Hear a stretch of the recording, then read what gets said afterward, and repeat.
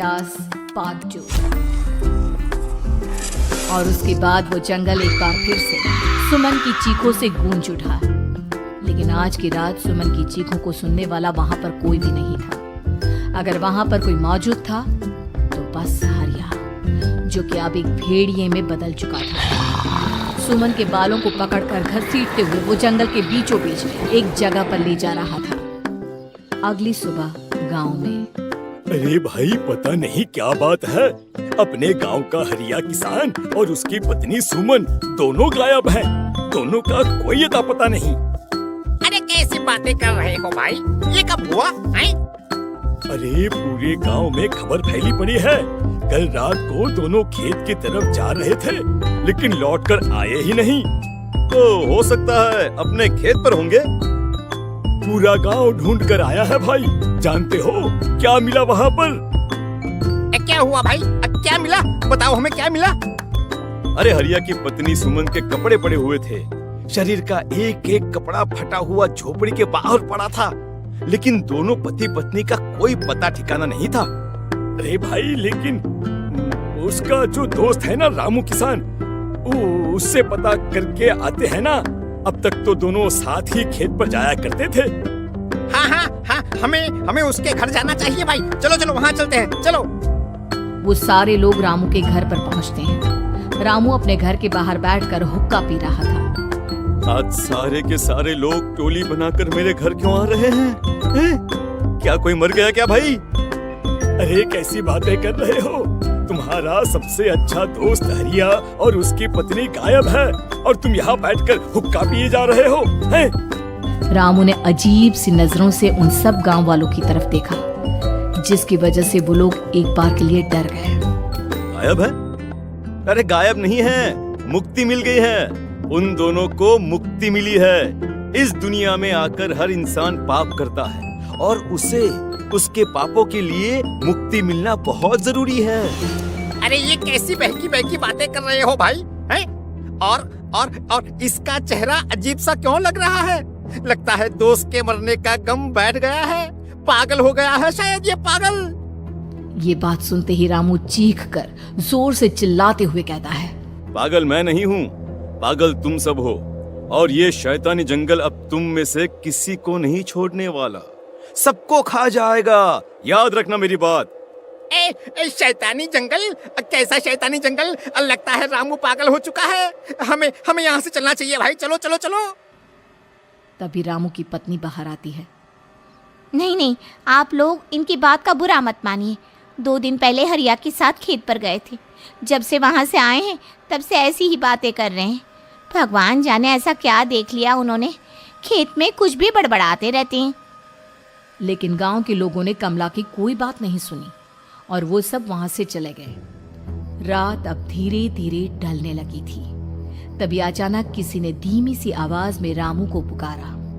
रामू, आ जाओ, मैं तुम्हारा इंतजार कर रहा हूँ। और सुनो, अपनी पत्नी को साथ लेकर आना, नहीं तो काम अधूरा रह जाएगा। ये आवाज सुनते ही रामू के चेहरे पर शैतानी मुस्कुराहट आ जाती है। वो धीमे कदमों से अपने घर के अंदर आता है। क्या हुआ? तबीयत ठीक है ना अब आपकी? मैं तुझे अपने साथ खेत पर ले जाने आया हूँ, चल। मैं तुम्हारे साथ कहीं नहीं जाने वाली। मुन्ना गहरी नींद में सो रहा है और उसे अकेला छोड़कर मैं तुम्हारे साथ खेत पर नहीं आ सकती। वैसे भी तुम्हारे उन खेतों में भगवान जाने कौन सा राक्षस घूम रहा है, मुझे तो डर लगता है। रामू गुस्से में दांत पीसता अपनी झोपड़ी से बाहर आ जाता है और कमला गहरी नींद में अपने बच्चे के साथ सो जाती है। तभी अचानक रात को रामू की झोपड़ी के ऊपर एक साया वही गाना गुनगुनाते हुए घूमने लगता है जो हरिया के मोबाइल में बजा करता था। मैं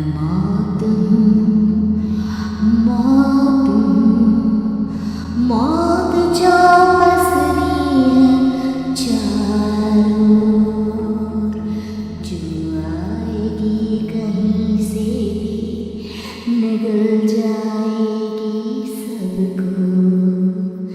मैं मौत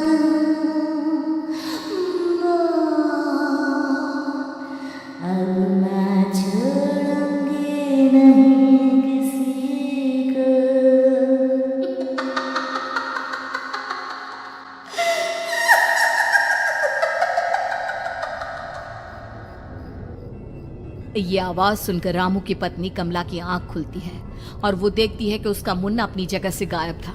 कमला चीखते हुए बाहर दौड़ कर आती है। वहां पर उसने देखा कि रामू ने अपने बच्चे को झोपड़ी के बाहर एक पेड़ से उल्टा लटकाया हुआ था और उसका बच्चा चीख चीख कर रो रहा था। वहीं दूसरी तरफ एक साया बच्चे के ठीक नीचे आग जलाकर उसके चारों तरफ हैवानों की तरफ नाच रहा था। छोड़ दो मेरे बच्चे को। अरे क्या कर रहे हो तुम? शर्म नहीं आती तुम्हें? अपने ही बच्चे को इस तरह मौत के हवाले करते हुए। अपना बच्चा? किसने कहा ये मेरा बच्चा है? अरे ये तो उस रामू की औलाद है, इस गांव के किसान रामू की, और मेरी दुश्मनी इस गांव के हर इंसान के साथ है। क्या? कैसी बात कर रहे हो तुम? और ये औरत कौन है? ये मेरे बच्चे को खा जाएगी। तभी अचानक से उस साया ने एक बेहद खतरनाक दिखने वाली औरत का रूप ले लिया और उसकी आंखों से आग निकल रही थी। सही पहचाना तूने। मैं तेरे बच्चे को खा जाऊंगी। अगर तू अपनी इस हैवान पति रामू के साथ जंगल नहीं आई तो मैं तेरे बच्चे को खा जाऊंगी। लेकिन क्यों? आखिर क्या चाहती हो तुम मुझसे? मुझे जंगल क्यों ले जाना चाहती हो? औरत बुरी तरह से ठहाके मार मार कर जोर जोर से हंसने लगी और साथ में रामू भी। ये तो तुझे वहाँ चलने के बाद ही पता चलेगा ना। अगर तू नहीं आई तो थोड़ी देर में तेरा ये बच्चा आग में जलकर मर जाएगा। चल जल्दी। नहीं, मेरे बच्चे को छोड़ दो। तुम जहाँ कहोगे मैं तुम्हारे साथ चलने के लिए तैयार हूँ। और उसके बाद उस बच्चे को झोपड़ी में लिटाकर आगे आगे वो साया चल रहा था और उसके पीछे पीछे रामू अपनी पत्नी के बाल पकड़कर उसे घसीटते हुए जंगल की तरफ ले गया। जंगल में जाने के बाद, कितनी खूबसूरत हो तुम। आज की रात बस तुम और मैं एक दूसरे के साथ रहेंगे। मुझे तुमसे बहुत डर लग रहा है। तुम्हें क्या हो गया है? तुम तो बिल्कुल ठीक थे। वो होगा जो हमारे बीच होना चाहिए। तो आओ अपने आप को मेरे हवाले कर दो। कमला ने डर की वजह से अपनी दोनों आंखें कसकर बंद कर ली थी। रामू ने बुरी तरह से चीख कर कमला से कहा, आंखें खोलो अपनी और मेरी तरफ देखो। कमला ने जैसे ही अपनी आंखें खोली उसने देखा कि रामू एक खतरनाक खूनी हैवान में बदल चुका था। कौन हो तुम? जाने दो मुझे। क्या चाहते हो मुझसे? वही जो एक आदमी एक औरत से चाहता है। मैं तुम्हारा पति रामू नहीं बल्कि इस जंगल का एक भेड़िया हूँ और आज की रात तुम्हारे खून से अपनी प्यास बुझा जाऊं। और उसके बाद वो जंगल कमला की दर्दनाक चीखों से गूंज उठा। अगली सुबह कमला के कपड़े भी जंगल में उसी तरह पाए गए जैसे कि सुमन के पाए गए थे। इस घटना के बाद पूरे गांव में दहशत का माहौल था। अपने माँ बाप की मौत और गांव में हो रहे इस तरह की घटनाओं की खबर सुनकर किशन शहर से गांव लौट आया था। अपने माँ बाप की बेदर्द मौत की वजह से वो बहुत परेशान था। तभी अचानक उसे अपने घर में खाट के नीचे पड़ा हुआ वो मोबाइल फोन मिला जो उसने अपने पापा हरिया को गिफ्ट किया था। अरे कितने प्यार से पापा के लिए मोबाइल फोन लेकर आया था। इसे एक दिन भी काम में नहीं ले पाए। और आखिर कौन है जो गांव में इस तरह की हत्याएं कर रहा है? क्या है इन सब के पीछे? क्या है? मुझे पता करना ही होगा, वरना एक दिन पूरा का पूरा गांव खाली हो जाएगा। इस गांव में एक भी जिंदा इंसान नहीं बचेगा। गांव के लोगों की मदद करने के इरादे से किशन अपने गांव से दूर एक दूसरे गांव में बहुत बड़े तांत्रिक के पास मिलने के लिए गया। तांत्रिक बाबा, अब आप ही कुछ उपाय बता सकते हैं। भगवान जाने हमारे गांव को किसकी नजर लग गई है। नजर नहीं लगी है, किसी ने तुम्हारे गांव को बद्दुआ दी है। किसी सताई हुई आत्मा का प्रकोप है और अब वो पूरे गांव में किसी को नहीं छोड़ेगी जब तक उसकी आत्मा को शांति नहीं मिल जाती। अरे लेकिन ऐसा कौन है बाबा? किसकी आत्मा है और कैसे मिलेगी उसे शांति? मौत है मौत, कहीं से भी आएगी और सबको निगल जाएगी। इससे बचने का सिर्फ एक ही उपाय है, लेकिन उस उपाय को करना आसान नहीं होगा। जो भी उस उपाय को करने की कोशिश करेगा उसकी जान जा सकती है। भले ही मेरी जान चली जाए, लेकिन मैं अपने गांव के लोगों की जान बचाने की पूरी कोशिश करूंगा बाबा। तो ठीक है, फिर अगली अमावस की रात जैसा मैं कहता हूँ वैसा ही करना। अमावस की रात तांत्रिक के बताए अनुसार किशन अपने साथ केरोसिन लेकर जंगल की तरफ चल पड़ा। उसके हाथ में देवी के मंदिर का सिंदूर भी था। किशन जंगल के बीचों बीच पहुंचा। ये देखकर उसकी आंखें फटी की फटी रह गई। वहां एक उबलते पानी का तालाब था और कई लोगों की लाश लटक रही थी। किशन के माँ बाप की लाश भी वहीं थी। माँ, बापू, क्या हो गया? ये क्या हो गया?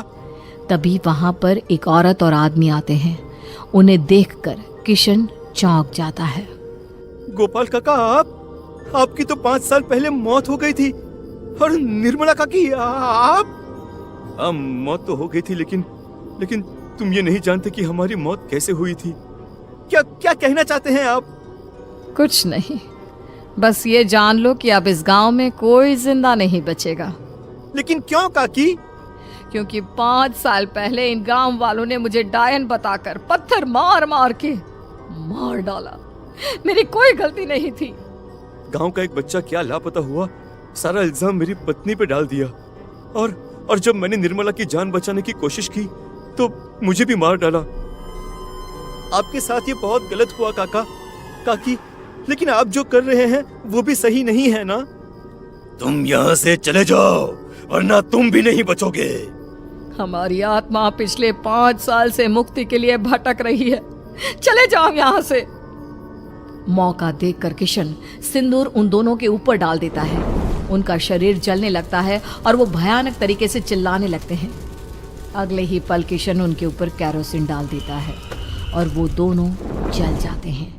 किशन अपने माँ बाप और दूसरी लाशों का अंतिम संस्कार करवाता है और अपने घर लौट आता है। लेकिन वो अभी भी इस बात से अनजान है कि मोबाइल अभी भी बज रहा था। मैं मौत हूँ, मौत।